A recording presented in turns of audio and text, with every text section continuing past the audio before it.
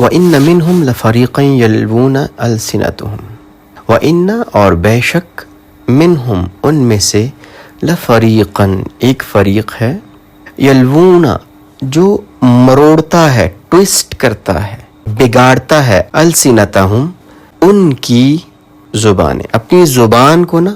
بگاڑتا ہے، اپنی زبان کو نا مروڑتا ہے، لتحسبوہ تاکہ تم سمجھو، تمہیں گمان ہو، من الکتاب کہ یہ جو بات کر رہے ہیں یہ کتاب سے ہی ہے، وما حالانکہ نہیں ہوا وہ من الکتاب کتاب میں سے نہیں ہوتا۔ انہوں اپنی زبان کو اس طرح مروڑتے ہیں، ایسے الفاظ بیان کرتے ہیں، ایسی باتیں بیان کرتے ہیں جو ایکچولی کتاب میں نہیں ہوتی، لیکن آپ کو یہ گمان کرواتے ہیں، آپ کو یوں لگتا ہے کہ یہ کتاب سے ہیں۔ وَيَقُولُونَ اور وہ کہتے ہیں، ہوا وہ من عند اللہ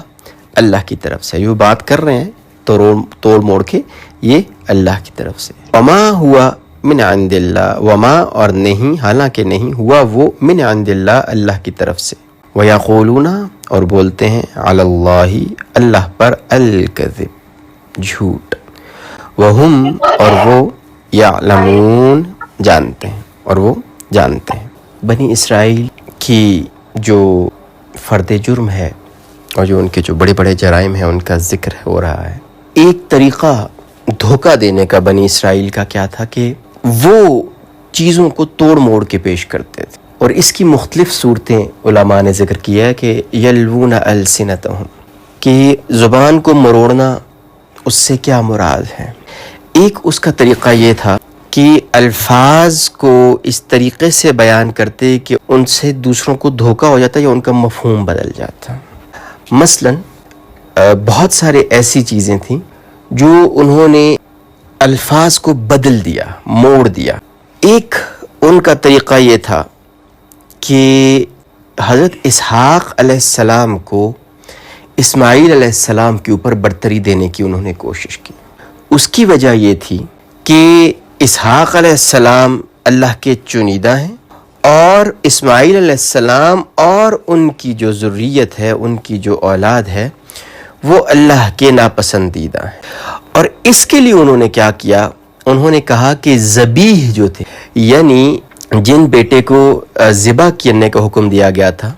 اب ظاہر بات ہے یہ بھی ایک بڑی بات ہے کہ اللہ نے کس کو چنا تھا، تو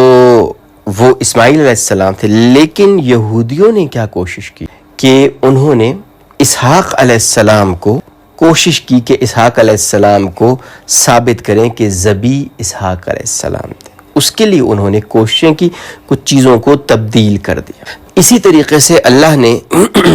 مکہ کو بابرکت بنایا اور اس کو چنا، اور اس کے برعکس یہودیوں نے کیا کیا کہ یروشلم کو اور بیت اللہ کے بجائے بیت المقدس اپنے لوگوں کے سامنے یا اپنی کتابوں میں کہ اس طرح ظاہر کیا جائے کہ جتنے احکامات آتے ہیں وہ یروشلم کے لیے آئے ہیں، مکہ کے لیے نہیں۔ اب ایون جو ہاجرہ علیہ السلام کا تذکرہ ہے اس کے لیے انہوں نے، اب جس طریقے سے ہمارے پاس صفا اور مروہ ہیں، تو صفا اور مروہ کے بجائے انہوں نے جو الفاظ عبرانی میں کیے وہ شیفا اور مورا کیا، یعنی جو لکھا گیا وہ شیفا اور مروہ کے بجائے مورا۔ اب یہ بجائے یہ کوشش کرنا چاہ رہے تھے کہ کسی کا جو ہے نا ان کے لوگ یہ نہ کہیں کہ یہ صفا اور مروہ ہے، تو اس طریقے سے اپنی زبانوں کو جو ہے نا موڑ کے، الفاظ کو موڑ تروڑ کے ان کا مفہوم، ان کا معنی، ان کا مطلب، ان کا جو اس سے جو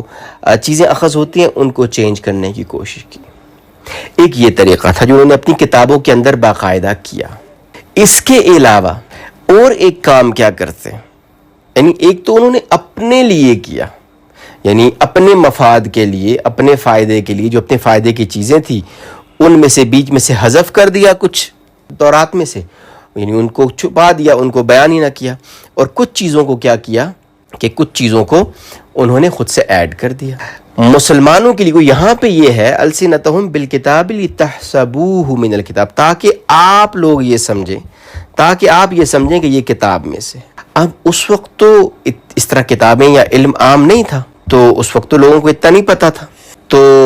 وہ تو جو بھی علماء کہتے تھے تو لوگ یہ سمجھتے تھے کہ یہ ٹھیک کہہ رہے ہیں، وہ ان کو مانتے تھے۔ اب کتاب کی عبارت پڑھتے پڑھتے بیچ میں سے کوئی چیزیں تبدیل کر دیتے یا حذف کر دیتے،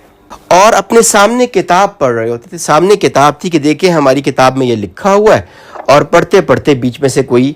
کچھ جو عبارت ہے یا کچھ الفاظ وہ بیچ میں سے غائب کر دیے، جس سے کہ دوسرے کو، سامنے والے کو یہ مفہوم محسوس ہو کہ اچھا واقعی یہ تو اس طرح نہیں لکھا ہوا، یہ بات تو نہیں لکھی ہوا۔ وَإِنَّ مِنْهُمْ، اب یہاں سے اگین اس چیز کو ذرا انڈرسٹینڈ کرنا ضروری ہے کہ اللہ نے سب کو نہیں کہا کہ یہ سارے کے سارے ایسے ہیں۔ وَإِنَّ مِنْهُمْ، ان میں سے، یعنی ان میں کچھ لوگ ایسے ہیں، ان میں ایک گروہ ایسا ہے جو اس طرح کی حرکات کرتا ہے تاکہ تمہیں دھوکہ دے سکیں، تم سمجھو کہ ان کی کتاب میں تو ایسا ذکر ہے، یا جو پوچھنے والا ہے یا سننے والا ہے وہ یہ سمجھے کہ ان کی کتاب میں یہ لکھا ہوا ہے وما ہوا من الکتاب، اور حقیقت میں وہ کتاب کے اندر نہیں ہوتا، خود سے بناتے ہیں، خود سے مفہوم چینج کرنے کی کوشش کرتے ہیں۔ لِتَحْسَبُوهُ مِنَ الْكِتَابِ وَمَا هُوَ مِنَ الْكِتَابِ، تاکہ تم یہ گمان کرو کہ یہ کتاب میں سے ہے لیکن وہ حقیقتاً کتاب میں سے نہیں ہوتا۔ وَيَقُولُونَ هُوَ مِنْ عِنْدِ اللَّهِ، اور وہ یہ کہتے ہیں یہ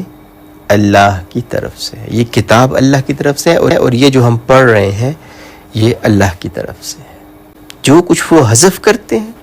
جو تبدیل کرتے ہیں، یا جو چیز ایڈ کرتے ہیں، اس چیز کو سند بنانے کے لیے، اس میں زور اور اس میں اس کی اہمیت بڑھانے کے لیے کہتے ہیں ہوا من عند اللہ، یہ اللہ کی طرف سے ہے۔ تو یہ چیز اللہ کی طرف منسوب اس لیے کرتے ہیں کہ اس کی اہمیت بیٹھ جائے اور اس چیز کی ویلیو بن جائے۔ وما ہوا من عند اللہ، اور وہ اللہ کی طرف سے نہیں ہوتی۔ وَيَقُولُونَ عَلَى اللَّهِ الْكَذِبَ، اور وہ اللہ پہ جھوٹ بولتے ہیں، اللہ پہ جھوٹ باندھتے ہیں۔ وَهُمْ يَعْلَمُونَ، اور وہ جانتے ہیں۔ ایک چیز ہوتی ہے جس کا ہمیں علم نہیں ہے، ہم کوئی غلط بات کر رہے ہیں جس کا ہمیں علم نہیں ہے، وہ ایک الگ بات ہے، اور ایک چیز جس کا ہمیں علم ہے اور اس کے باوجود ہم جھوٹ بولتے ہیں، یہ زیادہ بڑا گناہ ہے، یہ زیادہ قبیح حرکت ہے۔ اسی لیے جو صاحب علم ہے ان کی ذمہ داری زیادہ ہوتی ہے۔ اللہ جل شانہ ہم کو عمل کی اور سمجھ کی توفیق عطا فرمائے۔